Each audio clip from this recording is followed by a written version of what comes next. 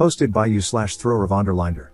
Sorry for the long post, I didn't realize how much I had to say until I got it all typed out. Thanks in advance to anyone who reads all this.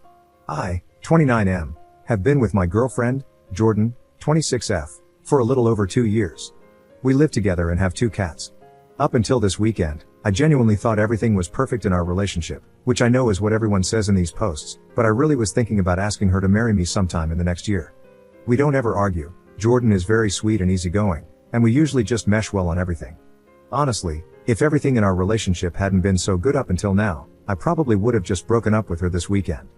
But because things have truly been so perfect, I'm not sure if I'm jumping to the wrong conclusion about what to do, simply because my feelings were hurt. The other person who's important in this story is Jordan's friend, Mark, 26M. She's known Mark her whole life because they both grew up in the same small religious community. Jordan isn't part of that religion anymore. She decided to leave the church when she was, I think, 19, and moved to the state where we live now. Mark still practices the religion and apparently takes it really seriously. I'm told he now works for the church back in Jordan's hometown. Also, as far as I know, Mark is the only person from the religious community that Jordan still talks to, besides her parents, which I'm mentioning because I now think it could be a red flag. On Saturday, I met Mark for the first time because he was in our city, and Jordan wanted us all to have dinner together. At this point, I want to say, I will admit that when we were first dating and I found out Jordan had a best friend who was a guy, I didn't really like it, especially because it seemed like they were on FaceTime with each other a lot. But since he was a childhood friend and they mostly didn't see each other in person, I trusted Jordan that Mark was only a friend, didn't let it bother me, and eventually got over it. So when we were going to dinner, I wasn't jealous or suspicious of Mark at all. If anything, I was somewhat excited to finally meet him since I've been hearing about him for 2 years. But then the way Jordan and Mark acted at dinner convinced me there's something going on between them beyond just being best friends. I honestly don't even know how to describe it except to say I've never seen 2 people act more obviously like they were in love. They literally wouldn't stop touching each other, they were constantly touching each other's arms and shoulders, and at some points, they were even holding hands. They completely left me out of the conversation, laughing about inside jokes.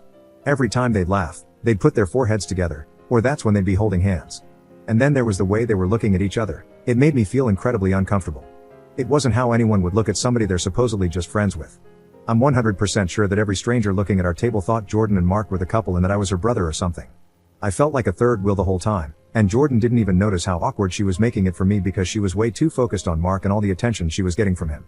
That's really not like Jordan at all. Usually, she's much more considerate and would notice immediately if I wasn't having a good time or if she was accidentally being rude and excluding someone at the table.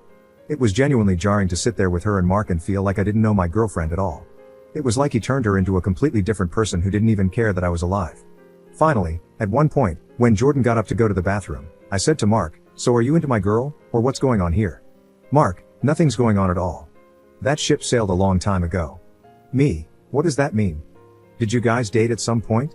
Mark, "No, we never did. And then when she left the church, we both knew it meant we were never going to. We've accepted being in each other's lives as friends. There's nothing else going on at all." Me, "That makes it sound like the only reason you're not together is because she left the church." All Mark did was shrug. Me, "Well, what if she came back to the church? Would you marry her?" Mark, "Oh, she's not going to do that. You might as well ask what would happen if a bicycle had 6 tires." Then, when Jordan came back to the table, Mark said to her, "Op wants to know if we'd be married if you weren't a godless heathen."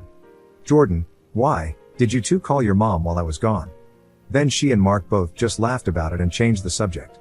Because of dinner, that conversation, and everything else I've written in this post, I really feel like Jordan and Mark are in love with each other and not just best friends, as they say.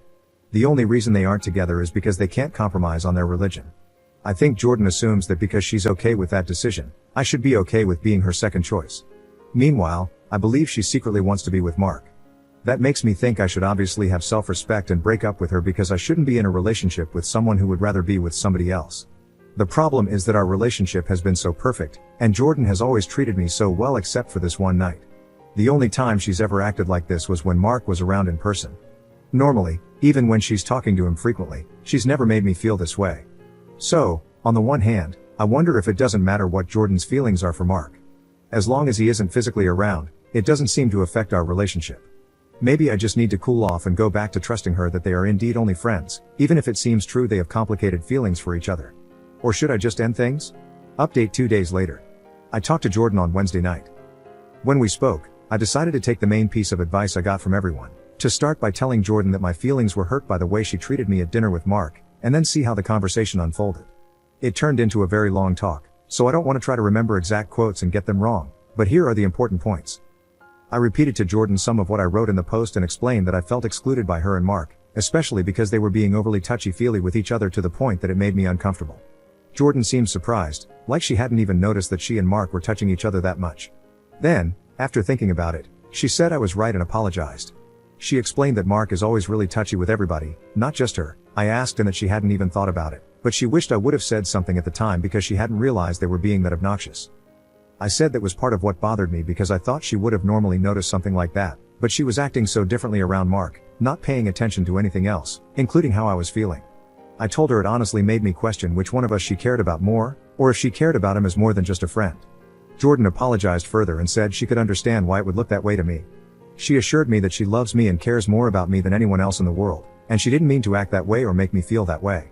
She said she was trying not to make Mark feel like a third wheel as a single guy out with a couple, but it backfired and made me feel like the third wheel instead, which wasn't her intention.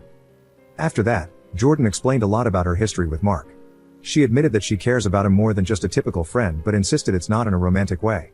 She said that's why she always refers to him as her best friend rather than just her friend. She mentioned that she would use the phrase "he's like my brother" if not for the fact that she once had an actual brother, rest in peace, so she avoids using that phrasing for anyone else. According to Jordan, the main thing that made her and Mark so close is that when she was 17, she tried to unalive herself. At that time, everyone else in the community stopped talking to her, and Mark was the only person who didn't. For the next couple of years until she moved, he was literally her only friend. She said he checked on her every single day to make sure she stayed alive, which is when they got into the habit of talking on the phone so much.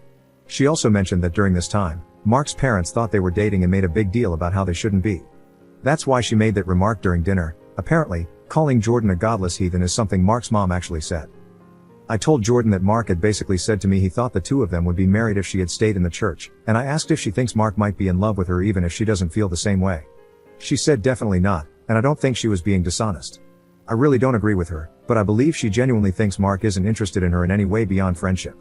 From her perspective, she thinks they might have gotten married if she'd never left the church or moved, but it would have been more due to peer pressure than anything else, and she doesn't think it would have been a good thing. She believes Mark was just being honest about his thoughts and assumes he's imagining a scenario where she'd be the perfect church wife, so there'd be no reason they wouldn't make a good couple. The big thing that happened at the end of the conversation is that Jordan told me Mark is coming back through our city on his way home from this trip.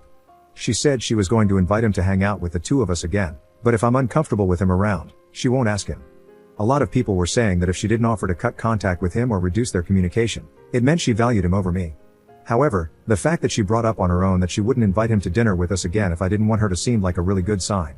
Based on everything she said, I understand why she didn't offer to stop being friends with him altogether, and I wouldn't expect her to after what she told me about what happened when she was a teenager.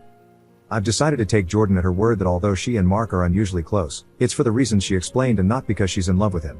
The fact that she was immediately apologetic instead of defensive was encouraging, and her explanation made sense to me. I don't necessarily trust Mark, but I do think I can trust Jordan. I'll be keeping an eye out to see if she continues talking to him as much as she used to or if anything changes. I'm not going to be controlling and tell her she can't talk to him or that she needs to reduce their communication, but I want to see if addressing all of this with her causes her to act differently.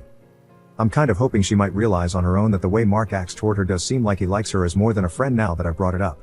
But I'm not sure. Things might just go back to exactly how they were before, and I won't know if anything has actually changed until the next time Mark is around in person. Either way, I don't think this is something I should keep worrying about until it happens.